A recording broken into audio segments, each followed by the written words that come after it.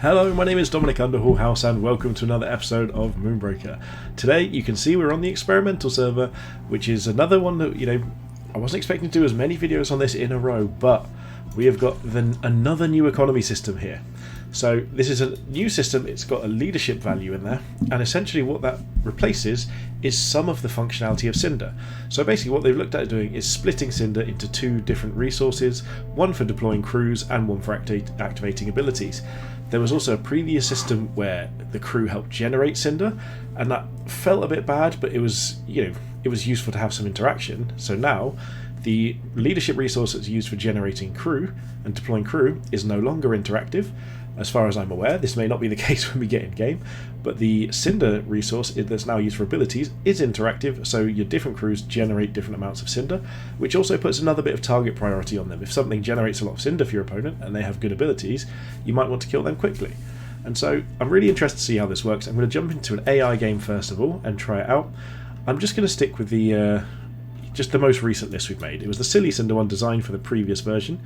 I'm not really sure how it works in this sort of style, but I really want to give it a go, and I think this could be worthwhile.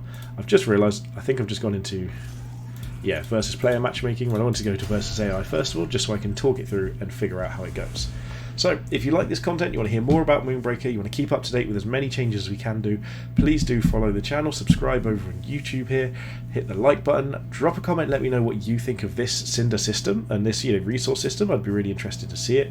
And if you really want to support the channel, you can head over to the Patreon in the description below and really give that huge amount of support to the channel, but I'm grateful for everyone no matter what. So the fact that we're matchmaking here is a bit odd, so I'm actually going to cancel that and just try again. Maybe just pick the same list again and try that. Sometimes there have been issues where these have taken people into PvP games, I think, rather than AI games, or it may even be that the AI can't cope with this at the moment. So what I'll do is I'll pause the video and I'll come back once I've found someone to play against. Okay, we are now loading into a game. This should be an AI game. It looked like there was just a bit of a delay in it loading up, and we're going to see how this new system functions. I've actually heard really good things about this in the Discord so far, so I'm really interested to try it out. I do think there are a few things that are going to be a slight concern, but to be completely honest, these are all things that can actually be changed, and they're more balanced concerns than they are mechanic concerns. So don't worry about me talking about any concerns on that front, because that's just something that the game is going to have to adapt to anyway. Anything changing a resource system will need an entirely new way to think about the economy. So, welcome to the screen. So what we've got here is we've got our Cinder is for using abilities. So if we look on here, our captain still uses Cinder for their abilities. Nothing's changed in that respect. It looks as though we're getting 2 Cinder per turn here. Now, what we've got here is leadership. So the starting value is actually something they're looking at tweaking, and this kind of brings it in line more with different war games. So things like Warhammer 40k is the one I'm most familiar with, and you have like a points value as to what you can start with in the battle, what's in your army, what's that sort of thing. So what this allows you to do is have a starting value of resources where you deploy multiple things early on, and then from that point it's almost like you have a little starting force. So as 5 leadership available, we can deploy multiple units here. We could go for an aggressive start. We could play, say, Blindsider, Resley, Drum Dancer, Tali, and Antios Gauntlet. That's 5 Cinder. I need to get used to that. 5 leadership already. We could go for a defensive strategy, so we could play something like Beatrice, Enforcer, and Maximus. That's fairly safe. We could just go for something big, like a Turncoat, and then pick something down here. It's a really interesting mechanic. I do think it favours the cheaper units, because every turn you only gain 3 leadership. So every turn you're only getting enough to play one of the cheaper units, which to me says that the bigger units are going to either need a reduction in their leadership value, because it's essentially going to take you multiple turns to play them, and you're losing out on tempo on the battlefield. So that wasn't the case previously, because obviously after turn 6 you would always have 6 Cinder. From then onwards you'd always have enough to play your big unit, whereas now it's going to take extra turns to do so. Now the other thing to bear in mind is that gaining 2 Cinder a turn isn't necessarily that useful when you've got abilities that cost 4. And I believe, I'm not entirely sure of this, we'll find out in this game, that the Cinder goes away at the end of your turn if you don't use it. So to make up for this, if you look at these, just at the next to the leadership value at the top of the card there is a little Cinder value on each of the units. So what that does is that means that those units actually provide you additional Cinder on your turns. So at the moment I believe there might be some units that give 2. I think it looks like all of these on ours give 1 except for Maximus, who doesn't give any, because Maximus is really good.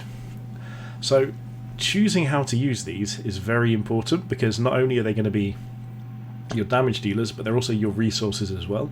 And you could even just play a list that you don't really use Cinder and you can just use your captain abilities every turn, or you could play one where you do use it and you need to keep your crew a little bit safer. So it's going to lean towards aggressive crews are probably going to be ones that you just want to get that value out of it early on, and you can use your Cinder for things like this, because if Maximus doesn't have one, he's a great aggressive unit, you don't necessarily need to use that much Cinder to use him. So it's an interesting resource. It means you're going to be using abilities a lot more often, and that it does take away some of the tension in sort of should I use it, should I not, but it puts that tension into the list building instead, especially if we see there being a lot more variance. So things like Beatrice no longer giving Cinder, and then some other units that are less used giving, say, 2 Cinder, 3 Cinder. It really does give you that option to put that tension into the game of what is the right choice to make. It just shifts it from being an in-game decision to a list building option. I think that's very interesting of an idea. So what we're going to do here is we're going to start just by playing an aggressive series of things out. But what I'm going to do, so I'm going to move here out of line of sight. I'm going to test the theory that Cinder disappears after each turn. So I'm going to Shield of Hope ourselves. Yep, so nothing here. And I think this shows you what your next turn Cinder going to be, potentially. Because it says we're going to go to 2. So what happens if we deploy our 3 units? Okay, so nothing there. Interesting, so I'm not sure. So this shows we should be generating 1 Cinder. So let's place Tilali down over here. And with 3 leadership left, we can pop Blindsider SC down. Just pop it down over here. So now it shows you've got 0 leadership, even though it says Cinder it's leadership. And we'll get 3 next turn. We've used 1. Let's see what happens to this. So it's still showing there for now. But I'm curious as to what happens on our turn. Also, how does this function with Ezli? Because it shows... Ooh, that's interesting from the arrow. It shows you get plus attack when you've got no Cinder. So that actually is a nerf to Ezli, because you need to find ways to use all your Cinder abilities. So this has gone up to 5. So this is 1, 2, 3, plus the 2 we get each turn for our captain. So that 1 we didn't use is completely gone.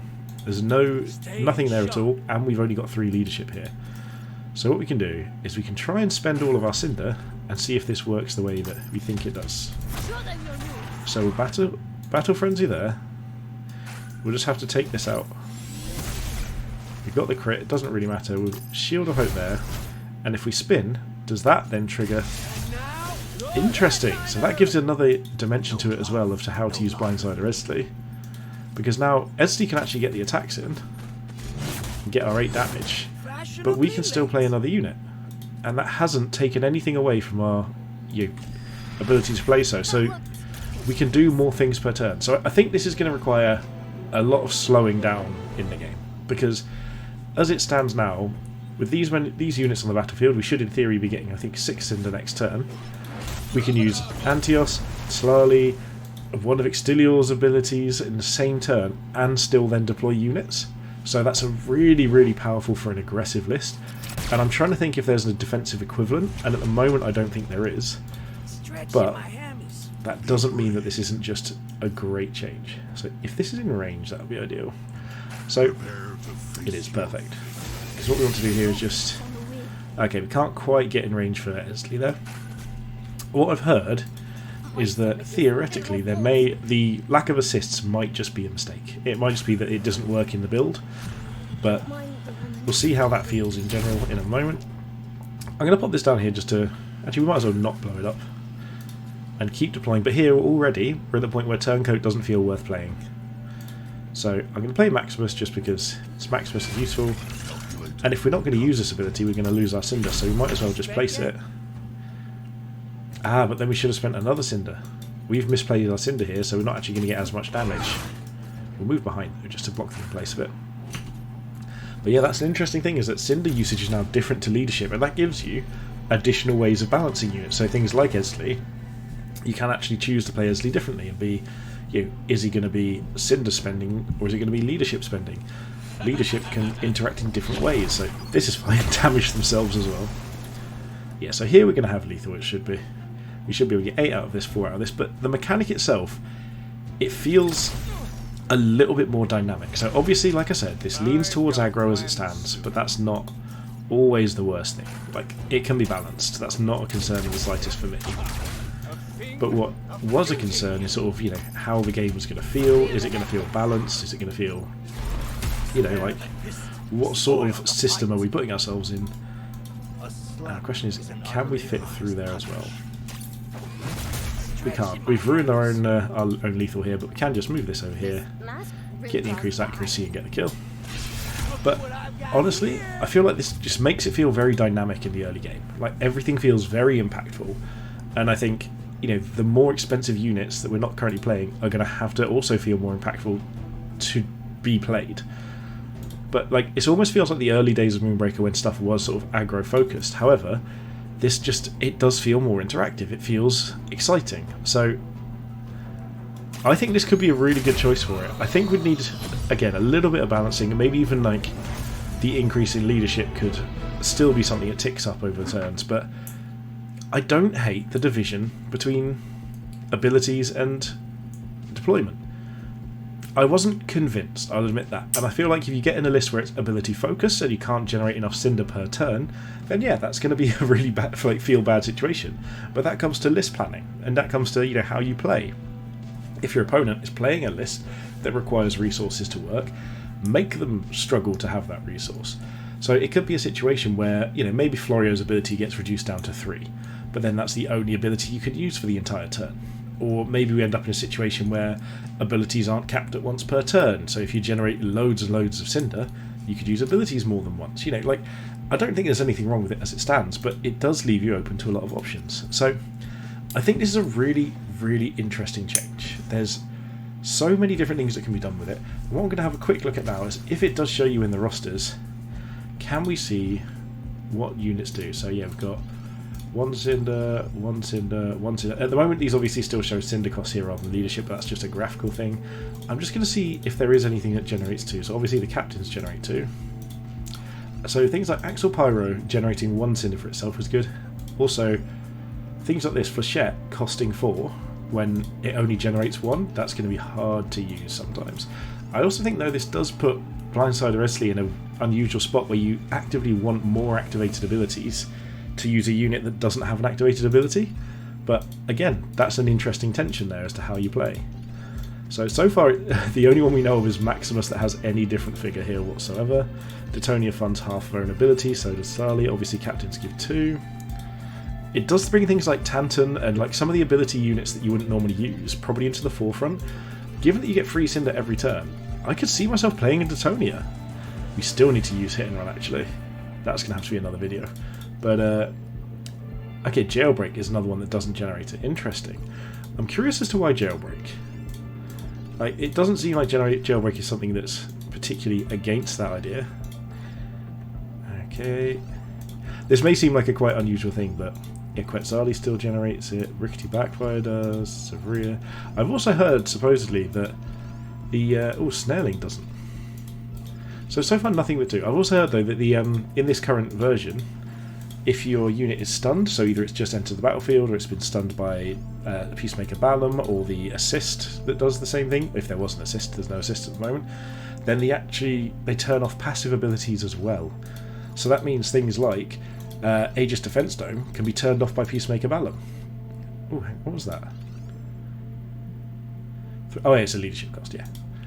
So there's some really interesting things in this, and what I'm going to do is I'm going to cut away, I'm going to make another game, and I'm going to have a look at some of the ability units that would normally be bad and see how they function in this. So I'll see you once I've done that, and we're back in the game.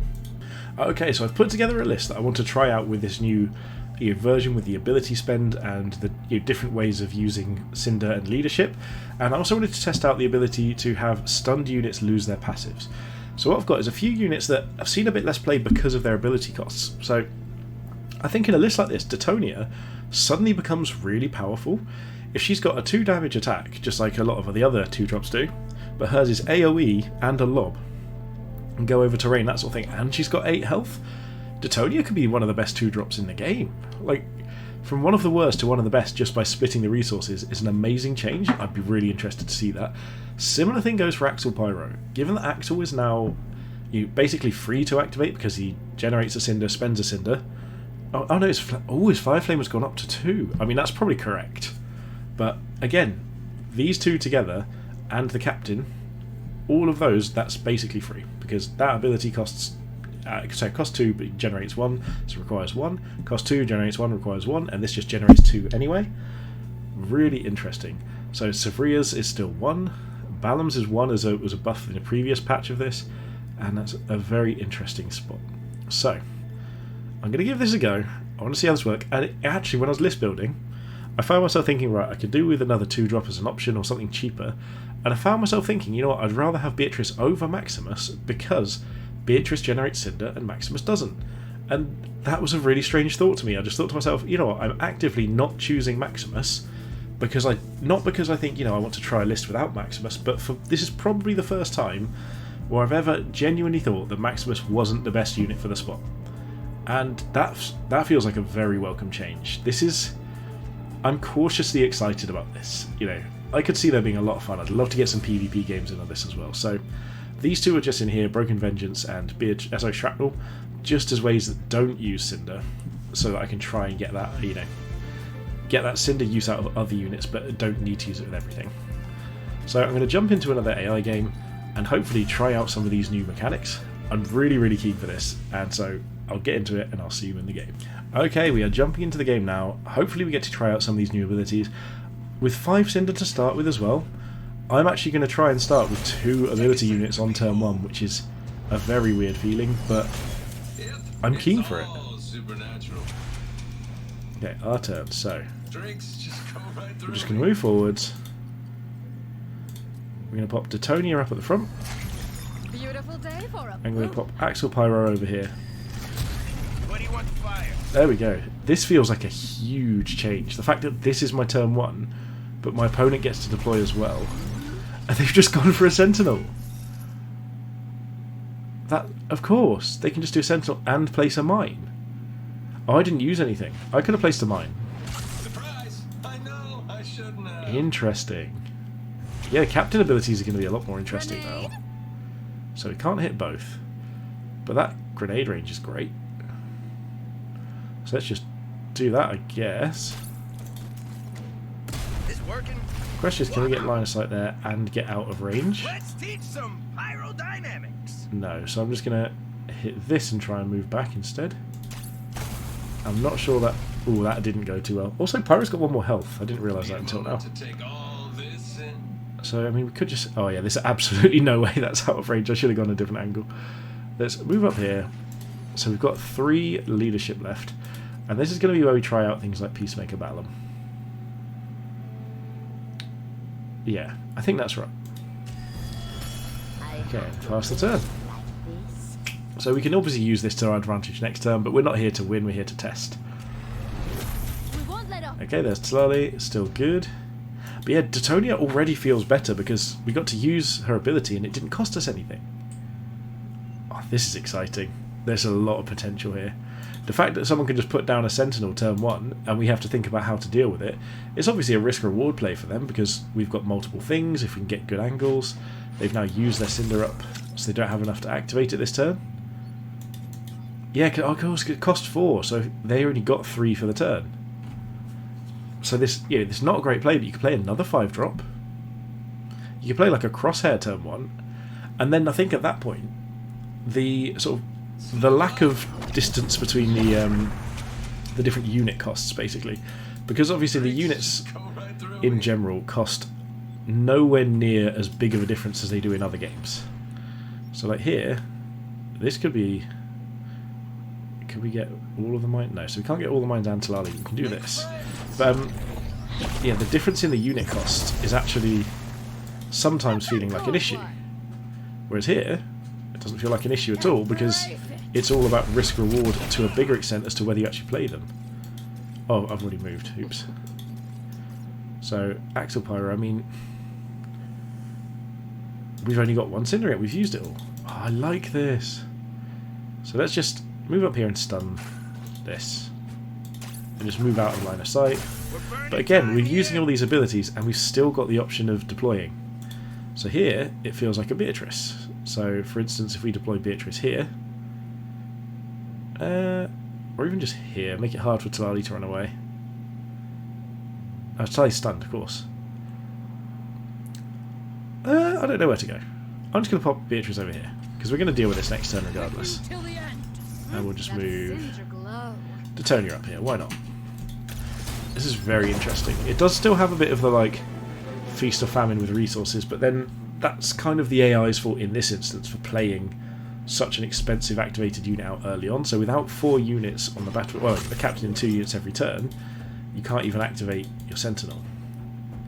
So they've just used 1 Cinder for that, but they've only got 2 left. So does that mean if a unit is stunned, it doesn't generate Cinder?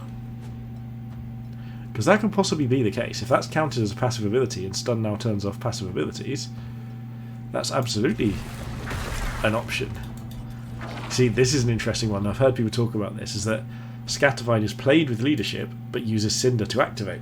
So you can end up getting more units, more than your leadership would otherwise suggest, which is very interesting. So if they do this, it's quite fun because we can just start blowing things up, especially with Axel Pyro. But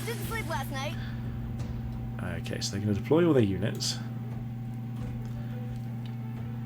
Do you know what? I really do like this.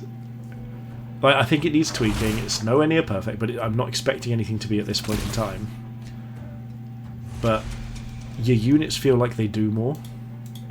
You know, everything feels like it does something. What if we just move this back here so that once these are... Ah, but they're not all going to die this turn. So let's just take... In fact, let's just move Beatrice here. Try and take a shot that hits all of these, and then Axel Pyro does kill them all this turn. Except for Taria. Move this to here. Axel in here to try and poke Taria as well. There we go. So Taria will die next turn, but all these die now. We get a better line of sight here. Nice big crit. We can still Spore Puff if we want to. So we can do that. Detonia can just move in and not feel like a complete waste of space.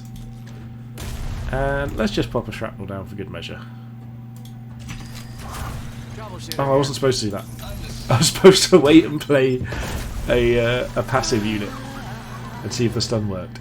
So we'll save up for a couple of turns now. I'll stop playing to win. I need to remember that. I'm having too much fun to consider doing it, but this feels good. This feels like it has real potential. Like, the last economy test was, you know, a real struggle to try and sort of see the plus sides of it. Whereas this feels much better. I mean, I'm not convinced still that the leadership being capped at 3 per turn is going to work with the current framework, but that doesn't mean it can't work at all. You know, like, I am going to have to wait 2 turns to play Defense Dome, Quetzali, and or Baito, any of them. So 3 units. In the normal late game, I'd be able to play 3 of those and get them down in 3 turns, whereas now it's going to take me 6 turns, so there's a huge tempo loss for playing these.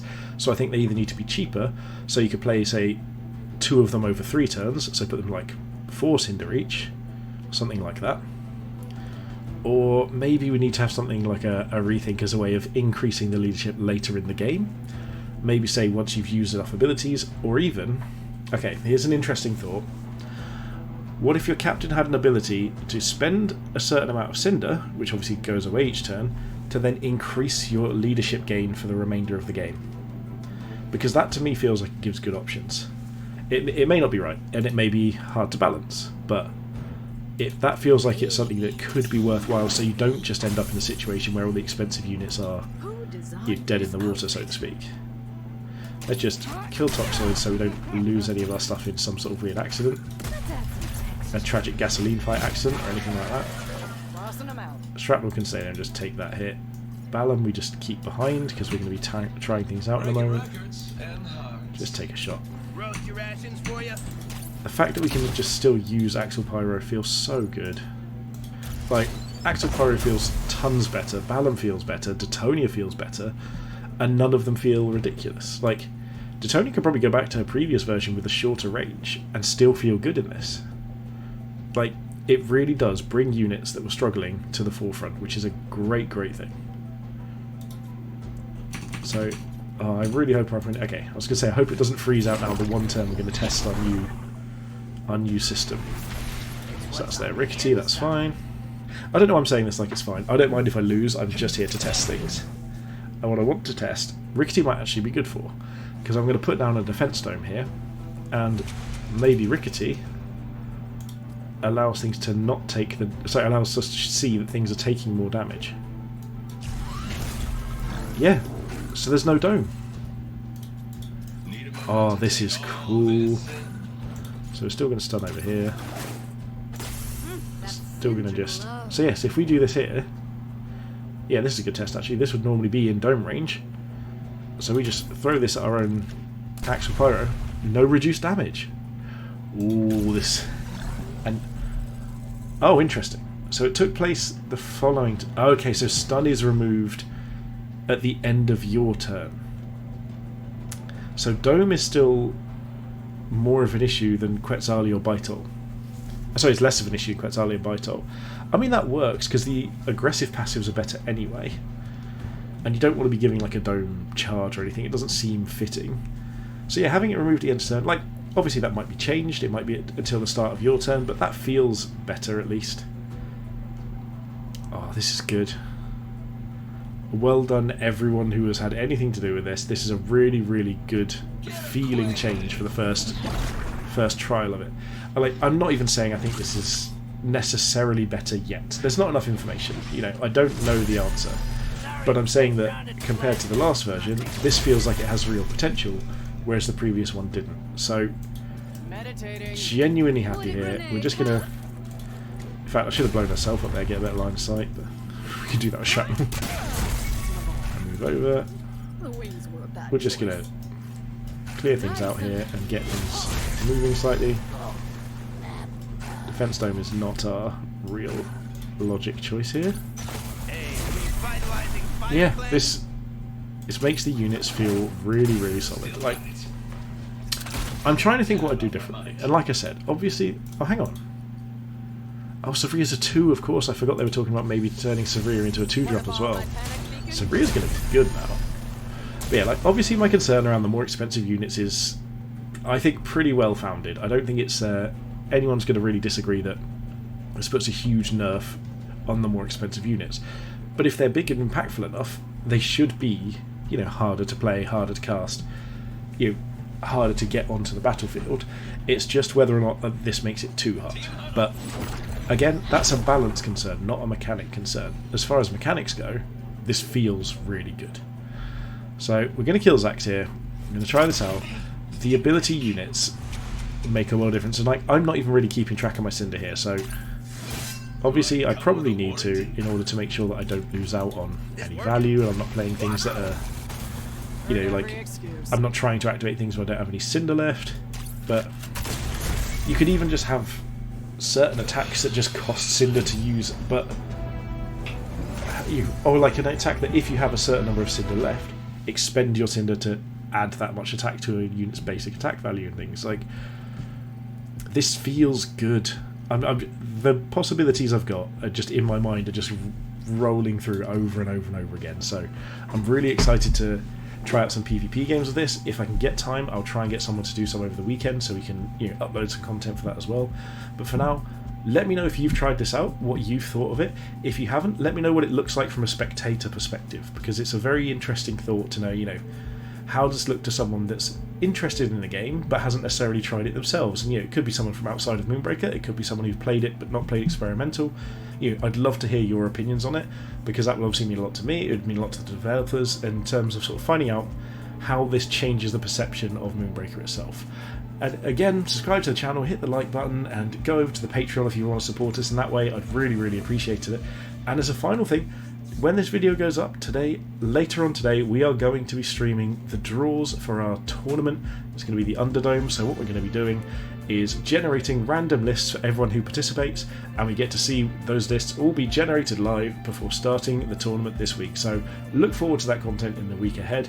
Hopefully you've enjoyed all of this, and most importantly, have a good day.